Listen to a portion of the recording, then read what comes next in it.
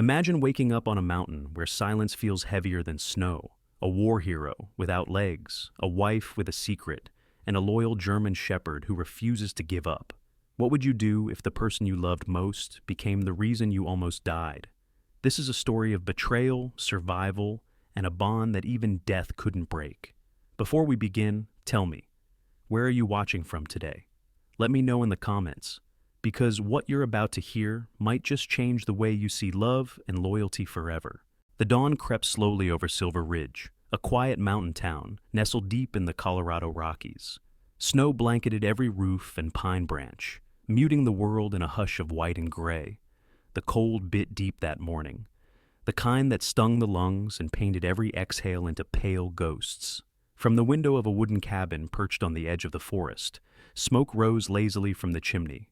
Inside, a single lamp burned against the blue gloom. Liam Carter, 35, sat near the window, watching the first light break through the mist. He was tall once, broad-shouldered, but now the wheelchair he sat in defined his silhouette. The scars on his hands told a story long before his voice did. His face, rough yet kind, was framed by short dark hair and a trimmed beard that couldn't hide the fatigue etched deep around his eyes. He had once served as a U.S. Marine. An IED in Afghanistan had taken both his legs, but it hadn't taken his sense of discipline or quiet strength. Still, the solitude of Silver Ridge had a way of turning silence into memory and memory into ghosts. Behind him, the faint sound of heels clicked on the wooden floor. Mara Carter, 32, stepped into the light of the kitchen. She was striking, tall, with dark auburn hair that fell perfectly over her shoulders and eyes that held both beauty and calculation. Her movements were deliberate, graceful, like someone used to being watched. In Los Angeles, she had been a real estate broker, sharp, confident, driven. But years of chasing wealth and approval had hardened her. The move to Silver Ridge, a decision she had once agreed to for Liam's recovery, had become a gilded cage. Her voice was smooth but edged with impatience as she said, "You're up early again." Liam turned from the window. "Couldn't sleep. The storm kept me awake." His tone was calm, as if he had already accepted her distance. She poured coffee, never meeting his gaze. The cabin was warm, yet the air between them felt colder than the snow outside. Shadow lay on the rug nearby, his golden brown fur dusted with age, though his frame was still strong and alert. A 6-year-old German shepherd with amber eyes that reflected both loyalty and sorrow. He had served alongside Liam during his deployment, trained for reconnaissance and rescue. The bond between them had been forged under fire and loss, something Mara could never fully understand. When she passed by him, Shadow's ears perked, sensing the faint change in her scent. Unease, tension, something hidden. Mara turned toward Liam, her tone lighter now. "It's been years since we went up to Eagle's Bluff, remember? Where you proposed." She forced a small laugh. "Maybe we should go see the sunrise there again. Just you and me. It might clear the air." Liam's eyes softened with surprise. "You want to go?" he asked. She smiled faintly. "Yes, I do." Outside, the wind moaned through the pines. Shadow lifted his head, watching Mara with quiet suspicion. He had learned to read intent, the smallest tremors of body language. Liam, on the other hand, only saw a flicker of the woman he used to love, a woman who laughed with him before the war, before the hospitals, before the wheelchair. By the time the first rays of sunlight brushed the ridgeline, the three of them were on the narrow mountain road. Snow crunched beneath the tires of the old pickup truck. The silence inside was heavy. Mara's hands gripped the steering wheel too tightly. Liam watched the landscape roll by, the frost on the branches, the frozen river winding through the valley, the mountains that seemed to guard the town from the rest of the world. "Mara," he said quietly, "thank you for this, for bringing me." She didn't answer, only nodded, her eyes fixed on the road. The truck climbed higher until it stopped at a clearing marked by a wooden sign, Eagle's Bluff Overlook, the place where they had once carved their initials into a fallen log. The wind was sharper here, carrying the faint echo of eagles above. She helped him out, settling his wheelchair near the edge of the lookout. From there, the world fell away, a vast sea of white valleys and jagged peaks beneath a silver sky.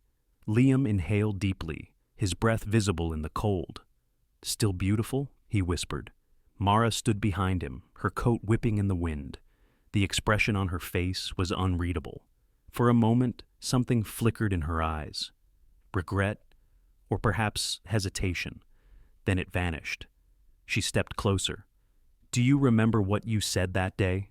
she asked softly. Liam turned his head, smiling faintly. "I said I'd love you till my last breath." He reached for her hand, his touch tender despite the frost biting his skin. "And I still do?" Her lips trembled, not from the cold. For a brief instant, her mask cracked. She looked down at him, at the man who had once been her hero and now her burden. The life insurance form in her purse seemed to burn against her side, a promise of escape.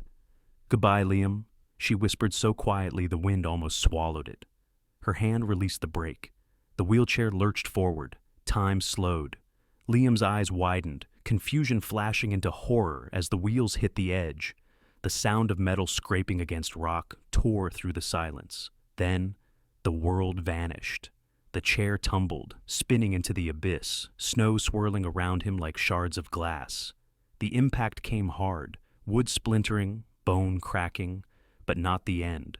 Miraculously, the chair snagged between two jagged outcrops. He hung there, breath ragged, blood freezing against his skin. Above him, the sky glowed faintly pink with dawn, cruelly beautiful. Up on the cliff, Mara stood motionless. Her face was pale, almost serene.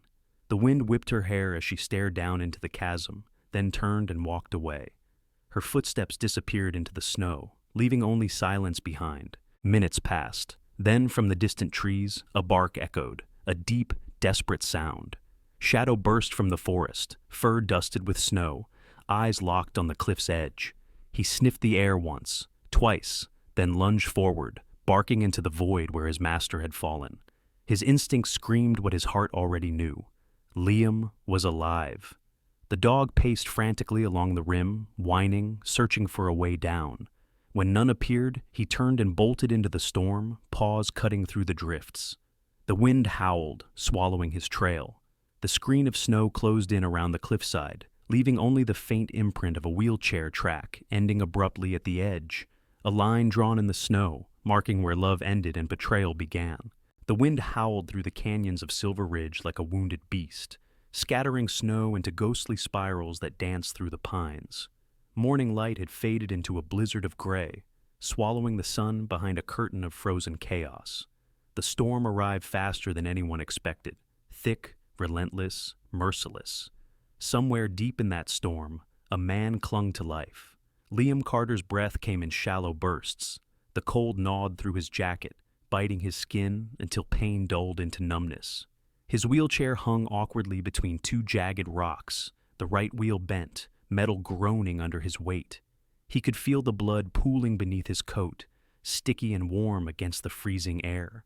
Above him, the world was a blur of white and wind. Below, the valley stretched into nothingness. He tried to move, to shift his balance, but the agony in his ribs sent lightning bolts of pain up his chest. For a long moment, he simply closed his eyes and listened. To the storm, to his heart, to the echo of Mara's voice. "Goodbye, Liam." The words still sliced sharper than the wind. He had faced death before, in the deserts of Afghanistan, in the roar of explosions. But this betrayal felt colder than any battlefield. "Shadow," he whispered, his voice trembling. "Find help, boy." Miles above him, Shadow tore through the forest like a streak of gold and black against the snow. His breath came in white clouds, each paw sinking deep into the drifts. He followed the fading scent of his master, stronger now with the smell of blood. Trained instincts from his years in the Marines kicked in. Search, signal, survive. The snow thickened, the wind howled louder, but the dog pressed on. At the same time, in a small wooden rescue station on the northern ridge, Noah Briggs was loading his gear. A man in his late 30s, Noah had the kind of rugged face that seemed carved from the mountains themselves. Broad jaw, sunburned cheeks, and tired eyes that had seen too much loss. He was a former medic from Liam's unit, now working as a volunteer rescuer in Silver Ridge. His hearing was sharp, trained by years of responding to faint calls in the storm. When the first distant bark reached his ears, he froze. He stepped out into the snow, cupping his hands around his mouth. "Shadow? That you, boy?" The bark came again, urgent, closer this time. Through the storm, a dark shape emerged, Shadow, his fur matted with snow, eyes blazing with desperate intent. The dog lunged forward, grabbing the hem of Noah's jacket and pulling, growling, then running a few steps ahead before looking back. "Whoa, easy," Noah said, his instincts kicking in. "You want me to follow?" A sharp bark, then another. The message was clear. Noah grabbed his rescue pack, radio, and a coil of climbing rope. "All right, lead the way." The pair pushed into the storm, the dog guiding through the maze of snow-covered pines. Branches whipped at Noah's face, and ice cut through his gloves. He could barely see beyond a few feet, but Shadow never hesitated. They climbed higher, the terrain growing steeper, the air thinner. Meanwhile, below the cliff, Liam's strength was fading. He tried to reach for the radio clipped to his belt, but his hands were too cold. His vision blurred, and his thoughts drifted in and out like flickering candlelight. He remembered his father's voice from long ago, telling him, "Courage isn't about not being afraid. It's about holding on one more second than fear expects." He clung to that memory as the wind screamed around him. Then, through the storm, he heard it. A faint bark. Shadow. His heart leapt, weak but alive. "Here!" he croaked, his throat raw. "Down here!" Above, Shadow stopped at the cliff's edge, barking furiously into the void. Noah crawled to the edge, shielding his face from the wind. When he looked down, his stomach clenched. About 30 feet below, tangled among rock and ice, was Liam, alive, but barely. "Oh my God," Noah muttered, reaching for his radio. "Dispatch, this is Ridge Rescue. I've got a man down at Eagle's Bluff. Repeat, man down. He's caught between the rocks. Looks like multiple fractures. I'm going down." The radio crackled. "Copy that, Briggs. Back up on the way." Noah anchored the rope to a sturdy pine, clipped his harness, and began the descent. Shadow stayed at the top, pacing, barking encouragement. The wind buffeted Noah against the cliff face, snow blinding him every few seconds. "Hold on, Liam!" he shouted. Liam tried to lift his head, but could only manage a faint smile when he saw Noah's shape emerging through the storm. "Didn't think I'd see you again." "You don't get rid of me that easy," Noah grunted, lowering himself to the ledge. His medic instincts took over. He checked Liam's pulse, pupils, breathing. "You're lucky as hell, brother. You fall another 5 feet, you'd be gone." "Tell that to my legs," Liam said weakly. "Oh wait, they already got the message?" Noah gave a grim smile. "Still got that dark humor, huh?" The rescue took everything they had. Noah secured Liam in a harness, tied it to the rope, and signaled Shadow with a whistle.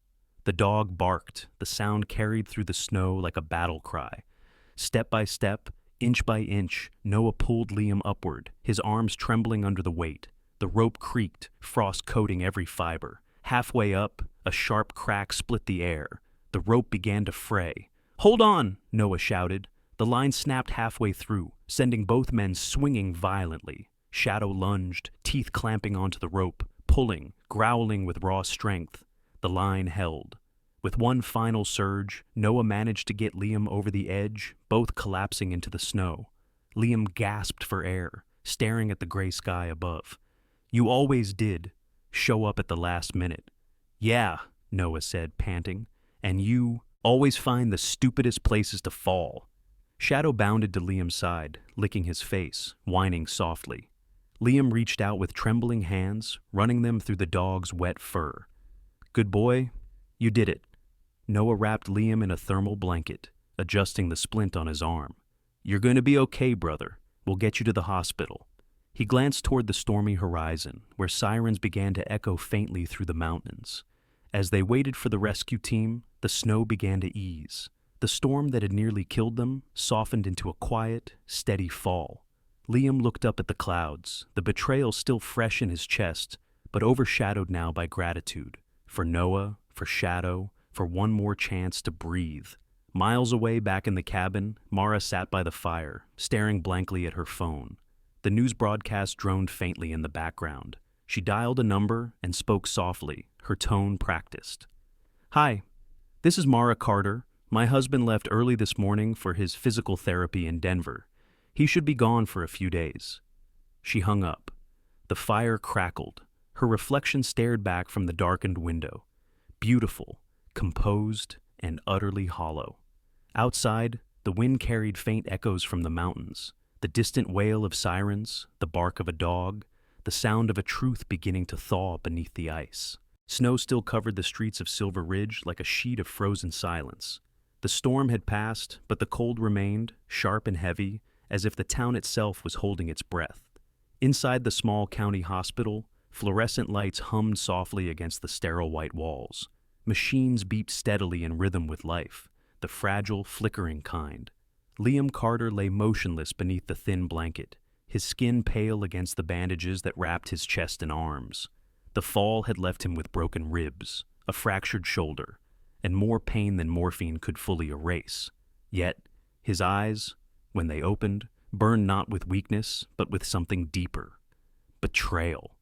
Beside his bed sat a pair of boots, scuffed and dusted with dried mud, Noah Briggs's. He stood near the window now, arms crossed, his breath fogging the glass as he stared out at the mountains. His face was rough, tired, but alert. "You're lucky, you know," he said without turning around. "The rescue team says another hour and you'd have frozen solid." Liam's voice was hoarse. "I wasn't lucky." Noah turned. "Then what would you call it?" Liam looked past him, toward the door. "A mistake." At that moment, a soft growl sounded from the hallway. The door nudged open, and Shadow padded in, tail low, fur still damp from melted snow. He moved straight to Liam's side, resting his head gently on the blanket. The nurse followed quickly, flustered. "I told you, animals aren't allowed in here." Before she could finish, Deputy Claire Monroe appeared behind her. "It's fine," she said, flashing her badge. "The dog's a service animal. Let him stay." Claire was in her early 40s, sharp-featured but kind-eyed, the kind of person whose presence demanded attention without raising her voice. Years in law enforcement had carved patience and precision into her manner. Her parka was still flecked with snow when she stepped inside, removing her gloves. "Mr. Carter," she said calmly, "I'm glad to see you're conscious. I need to ask you a few questions about what happened." Liam met her gaze. "You already know what happened." "I'd like to hear it from you." He hesitated. His throat tightened as images replayed. The cliff, the wind, Mara's cold eyes. He wanted to scream, to demand why. But all that came out was a whisper. "She let go." Claire frowned. "You mean—" "She pushed me." For a long moment, the room was silent except for the hum of the machines. Then Claire nodded slowly, taking notes in her small black pad. "We'll look into that." Her tone was measured, neutral, the kind of calm that hinted at suspicion already forming. Outside the room, she stopped by the nurse's station. "Did anyone accompany Mr. Carter when he came in?" The nurse shook her head. "Just the rescue team. His wife called later, said he'd gone to Denver for therapy." Claire's brow furrowed. "Denver?" She looked toward the snow-covered parking lot. Something didn't fit. Meanwhile, miles away at the Carter cabin, Evelyn Grant hummed softly to herself as she dusted the mantel.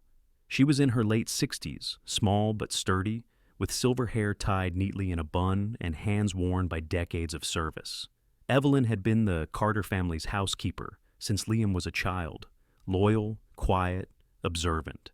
That morning, while taking out the trash, she noticed something unusual, a crumpled set of documents half buried beneath newspapers. She picked them up, straightened them carefully, and froze. Her old eyes scanned the text. Life insurance claim, beneficiary Mara Carter. Beneath that, a date, the day before the fall. And further down, a forged signature that pretended to be Liam's. Her hands trembled. She pressed the papers to her chest, whispering, "Oh, dear God." She retrieved her old flip phone, hesitating only a moment before snapping photos of the documents. Her conscience, long trained to stay silent, now refused to. Back in the hospital, Shadow sat by the bed like a sentinel. Every time a door opened, he raised his head, growling low, protective. Nurses had learned to give him space. Liam reached out, brushing his hand over the dog's head. "You knew, didn't you?" he murmured. "You always do." Late in the afternoon, the door opened again. Mara Carter entered, her face pale but perfectly composed. She wore a beige coat, pearls at her neck, and grief rehearsed to perfection. Liam, she breathed, stepping closer. Oh my God, they told me you. Shadow erupted in a guttural snarl, teeth bared, body stiff. He leapt between Mara and the bed, hackles raised. The room froze. Nurses rushed in, but Claire, who had just returned, stopped them with a hand gesture. Let's see this. Mara's voice trembled. What's wrong with that dog? Claire watched carefully. He seems to think you're the problem. Mara swallowed hard, forcing a tear to her eye. He's just scared. He's been through so much. Funny, Claire said softly, her eyes narrowing. So is your husband. Mara stepped back, her mask cracking for a split second before she regained composure. I'll come back later, she said quickly and hurried out, heels clicking down the corridor. As the sound faded, Claire turned to Liam. She didn't know I was here, she said quietly, but your dog sure did. That evening, Claire's phone buzzed. A text from an unknown number. She opened it. 3 photographs, life insurance forms, a fake hospital transfer note, both bearing Liam's forged signature, and a message beneath, she's lying, Evelyn Grant. Claire exhaled slowly. Her instincts had been right. The next morning, she visited the Carter home. The snow had crusted into a thin layer of ice on the porch.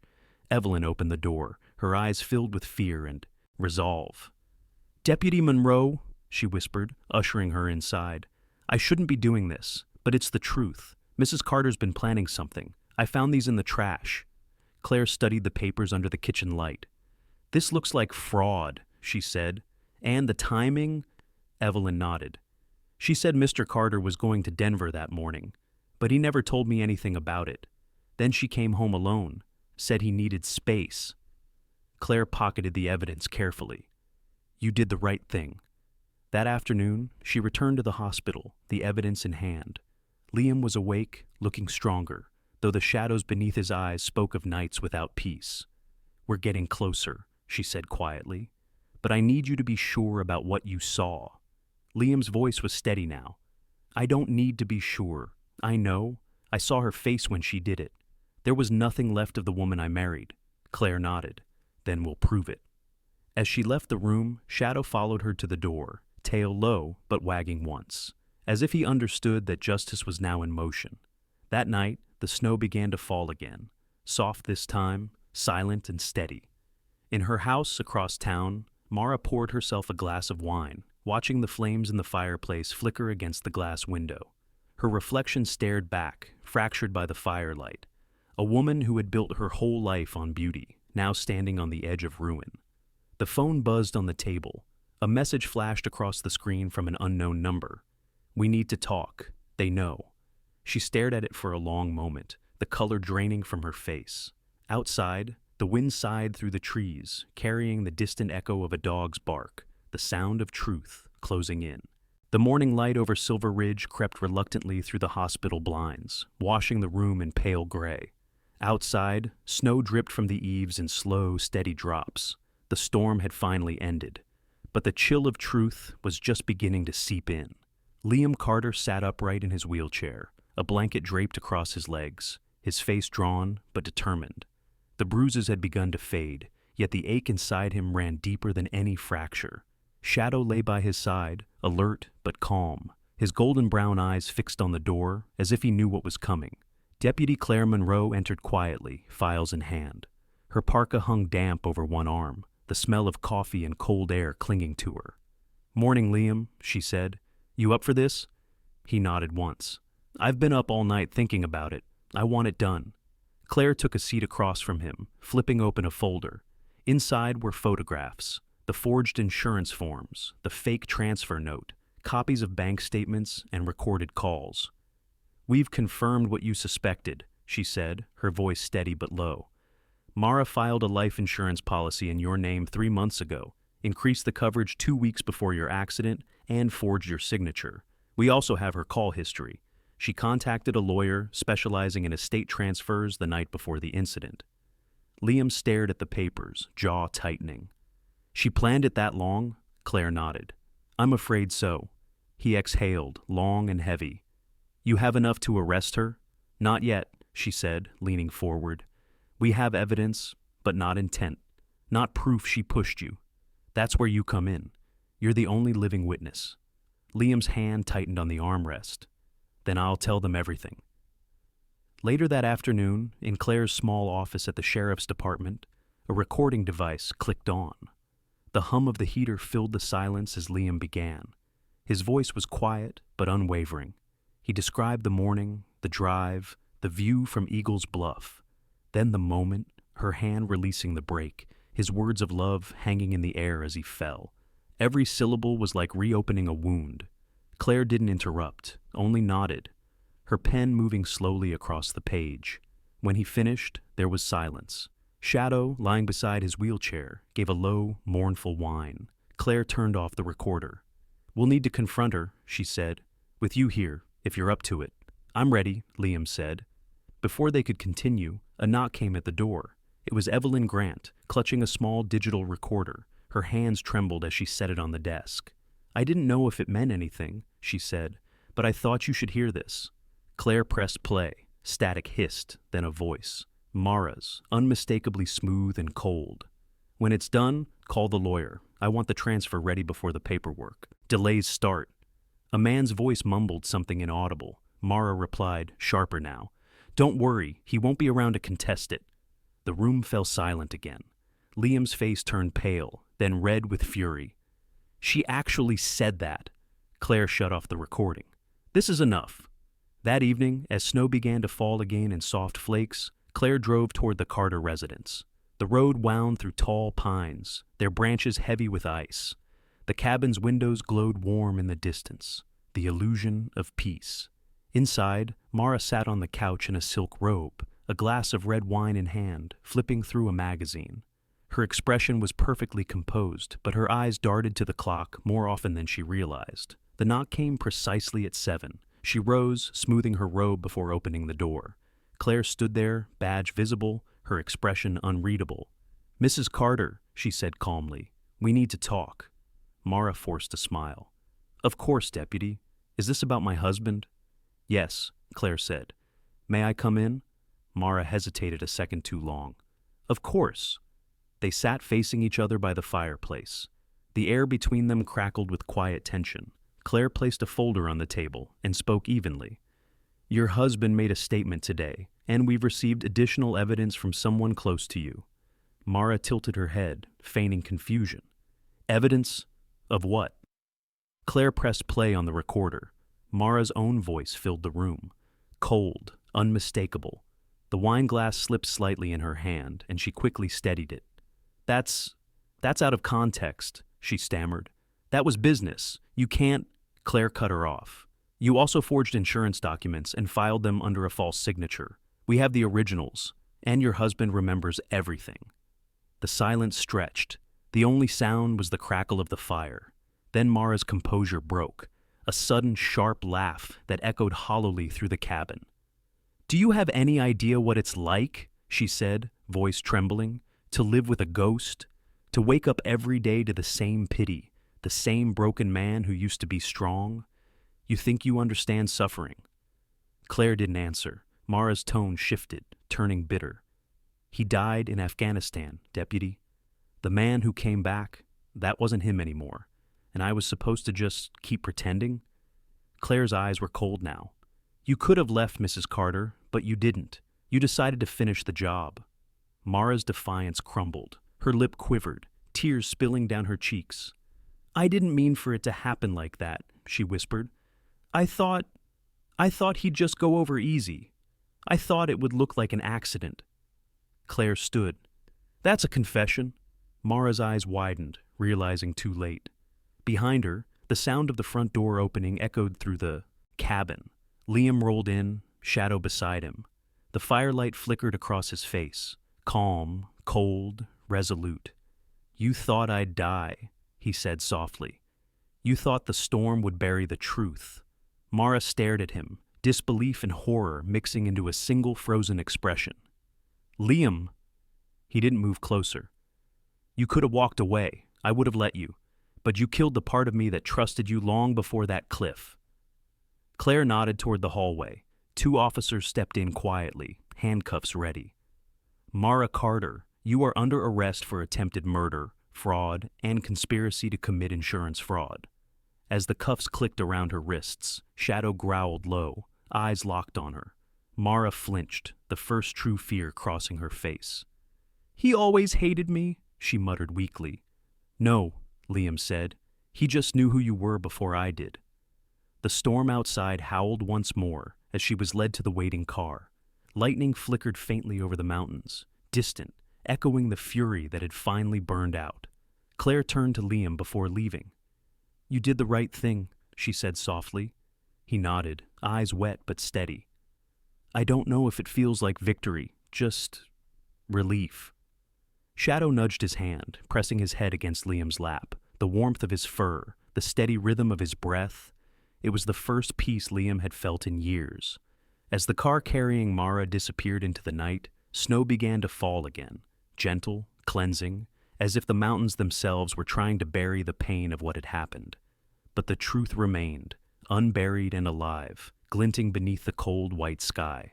The courthouse of Silver Ridge stood like a relic against the winter morning, a pale building of brick and stone, where every echo felt like it carried judgment. Snow drifted lazily through the air as people gathered on the courthouse steps, breath fogging, whispers rising. Reporters huddled under umbrellas, cameras flashing in bursts of white light. The story had already swept across the state. War hero pushed off cliff by wife, saved by his dog. Inside, the courtroom buzzed with tension. The wooden benches were packed with locals, veterans, and strangers who had come to see the trial unfold. The seal of the state of Colorado hung behind the judge's bench, illuminated by pale sunlight. The sound of footsteps silenced the crowd. Liam Carter entered, wheeling himself forward with quiet dignity. He wore a dark suit, his medals pinned neatly on his chest. Though still thin from recovery, his face carried calm strength. Beside him walked Shadow, wearing a small navy vest marked Service and Emotional Support, K9. The German Shepherd moved gracefully, scanning every face as if aware of the gravity of the moment.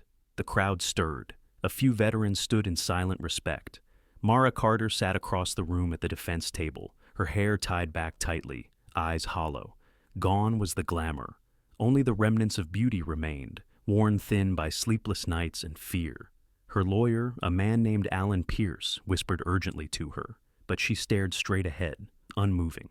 Judge Harriet Collins entered, a woman in her 50s with silver-streaked hair and the kind of authority that didn't need raising her voice. "Court is now in session," she announced. "State of Colorado versus Mara Carter, charged with attempted murder and insurance fraud." The prosecutor, Claire Monroe, rose from her seat. Gone was her sheriff's uniform. She now wore a navy suit, precise and professional. "Your Honor," she began, "this case is not only about betrayal of law, but betrayal of trust. A man who served his country was betrayed not by an enemy abroad, but by the person he trusted most, his wife." The jury sat in rapt silence. Claire called her first witness, Mr. Noah Briggs. Noah took the stand, his voice steady but thick with emotion. He described the rescue, the storm, the cliff, the sight of Liam clinging to the rocks. His hands trembled slightly as he recounted Shadow's frantic barks, the rope snapping, the desperate pull to save his friend. "If that dog hadn't come for me," he said, glancing at Shadow with a smile, "Liam would have died out there." Next came Evelyn Grant. The elderly woman clutched her purse nervously but spoke with quiet resolve. "I found the papers in the trash," she said. "Her handwriting, her plan. I couldn't stay silent." She held up the printed insurance forms, and the courtroom murmured. Then came the voice recording. Claire pressed play. Mara's voice filled the courtroom. "When it's done, call the lawyer. I want the transfer ready before the paperwork delays start." The sentence hung in the air like smoke. Mara closed her eyes. Finally, Claire called Liam. The room held its breath as he wheeled himself to the stand. Shadow followed, sitting at his feet. Liam rested his hands on the arms of his wheelchair and looked directly at Mara. "We met in Los Angeles," he began softly. "She was light, laughter, everything I thought I lost overseas. When I came back from Afghanistan, I wasn't whole. She said she'd stand by me." He paused, and for a while, I believed her. He described the morning at Eagles Bluff, the sunrise, the silence, her smile, his final words before the fall. I told her I loved her, he said, voice cracking, and she let go. The courtroom was still. Even the judge's pen stopped moving. Claire asked, "Mr. Carter, how did you survive?" Liam glanced down at Shadow, whose ears perked at the sound of his name. "Him," Liam said simply. "He never stopped searching. He never gave up, even when I wanted to."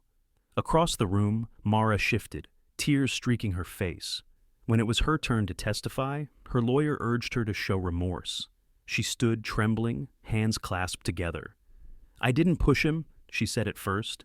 "I didn't mean—" Then her voice cracked. "I was tired. I was angry. I told myself it would look like an accident. I thought it would be easier."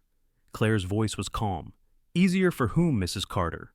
Mara's gaze flicked toward Liam, then down to her hands. "For both of us." The prosecutor stepped closer. "You didn't end his pain, Mrs. Carter. You ended his trust." The judge's gavel struck once. "That's enough." Closing arguments came swiftly. Claire's words carried the weight of truth. Justice is not vengeance, it's remembrance, that even when love is betrayed, truth still stands. Alan Pierce tried to plead insanity, emotional instability, grief, anything to soften the blow, but the jury's eyes told the story. No one believed it. When the verdict was read, the courtroom fell silent. "On the count of attempted murder," the foreman said, "we find the defendant guilty. On the count of insurance fraud, guilty."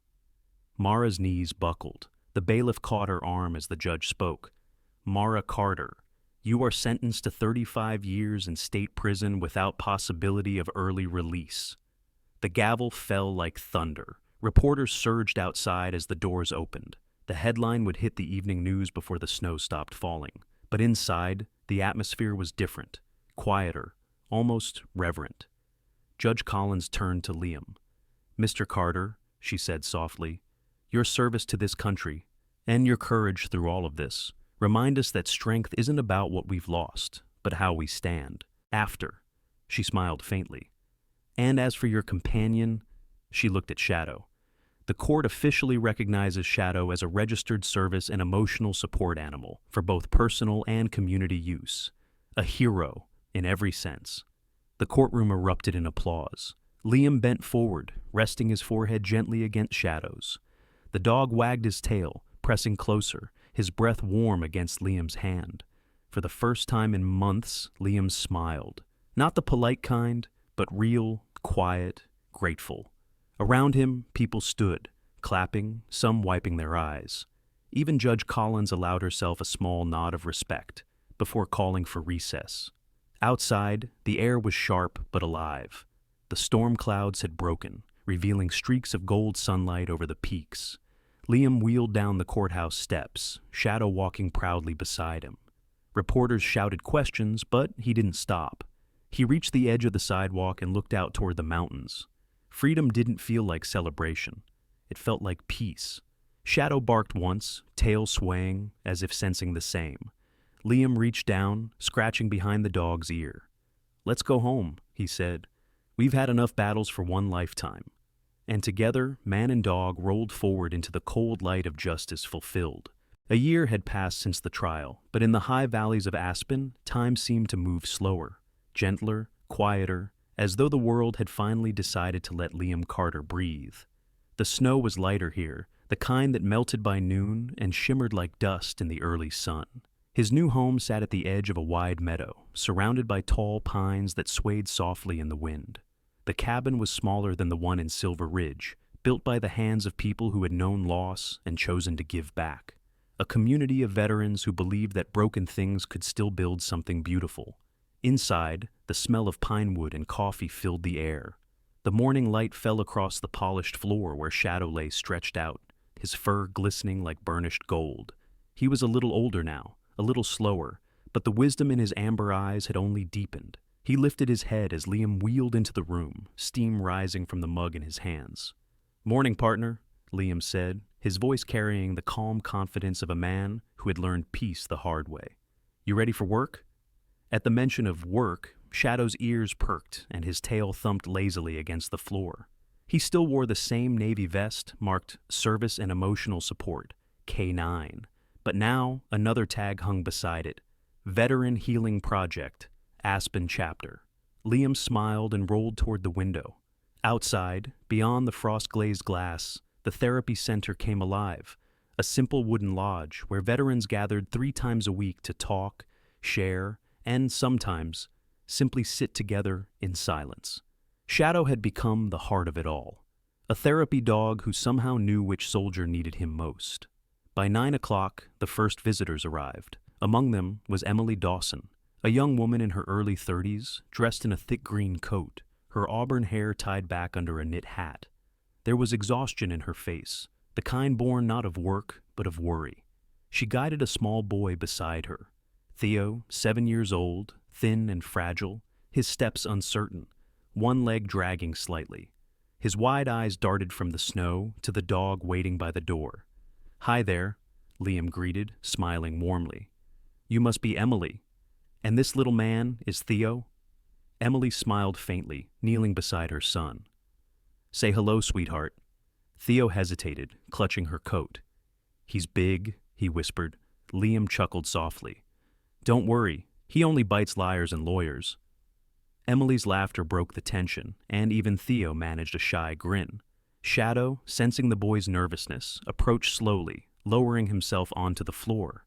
He stretched his neck forward, tail wagging gently, his eyes soft. "Go on," Liam encouraged. "He won't hurt you." Theo reached out, his tiny hand trembling as it brushed the fur between Shadow's ears. The dog didn't move, only closed his eyes, letting the boy's touch linger. And then, for the first time in months, Theo smiled. Emily's breath caught in her throat. "He hasn't smiled like that since the accident," she whispered. Liam's voice softened. "Sometimes healing starts with something that doesn't need words." The session began inside the lodge. The room was filled with men and women who had carried war home with them, each scar different, each silence heavy. Liam led the group now, not as a commander, but as someone who understood what it meant to rebuild from the ashes. "Pain doesn't disappear," he told them. "It just changes shape. Some days, it feels like fire. Other days, like ice. But if you keep breathing through it, one day you realize it doesn't own you anymore." As he spoke, Shadow moved from one person to another, resting his head on a trembling hand, leaning against a leg, sitting quietly beside those who couldn't yet speak. When he reached Theo, the boy giggled and threw his arms around Shadow's neck. The room filled with soft laughter, the kind that comes from deep relief. After the session, Liam rolled outside, watching as the sun began to break over the ridge. Emily followed him, her face brighter now. "You're good at this," she said. "I just talk," Liam replied. "Shadow's the real therapist," she smiled. "Still, it means something, what you're doing, for people like us." Liam tilted his head. "Like us?" "My husband was a firefighter," she said quietly. "He didn't make it back from a rescue last year. Theo saw it on the news before I could tell him.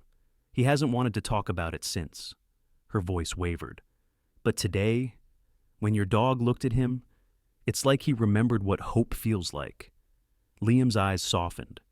Then Shadow did his job. The conversation drifted into comfortable silence. Snowflakes began to fall again, light, lazy, floating like feathers in the afternoon glow. Liam looked toward the horizon, remembering the cliffs of Silver Ridge, the cold that had once nearly taken his life. He no longer saw them as the end of something, but the beginning. Later that evening, the therapy group gathered around the fire pit outside. Flames flickered, casting long shadows across the snow. Someone strummed a guitar. The air was filled with quiet voices and the occasional burst of laughter. Liam sat beside the fire, Shadow curled at his feet. Emily and Theo joined them. The boy leaned against his mother's arm, his eyes sleepy but content. "Mr. Liam," he murmured, "does Shadow dream?" Liam smiled. "I think so. Probably about running through fields, chasing the wind." Theo nodded thoughtfully. "When I get better, can I run with him?" "Absolutely," Liam said. "He'll be waiting." As night deepened, the stars spilled across the sky like scattered glass. The others drifted away, leaving Liam and Shadow alone by the dying fire. The world was silent except for the crackle of embers and the whisper of the wind through the pines.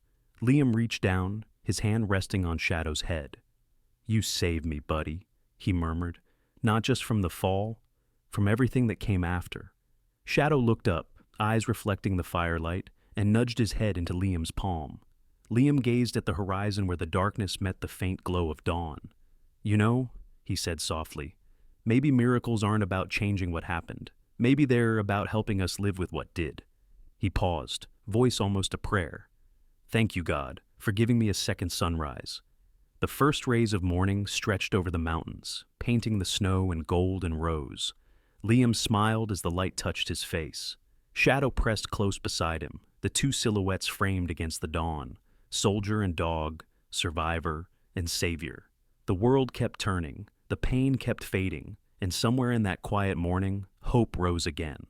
Sometimes God does not calm the storm. Instead, he gives us the strength to walk through it and the hearts that remind us we are never alone. Liam found his miracle not in being saved from pain, but in learning how to live again through faith, love, and the loyalty of a friend God placed beside him. In our own lives, we all face cliffs and storms, moments when hope feels far away. But if we open our hearts, we will see that God's light is still there, waiting to rise like a second sunrise. If this story touched your heart, share it with someone who needs hope today. Leave a comment, subscribe, and may God bless you and your family with courage and peace. Type Amen if you believe miracles still happen every day.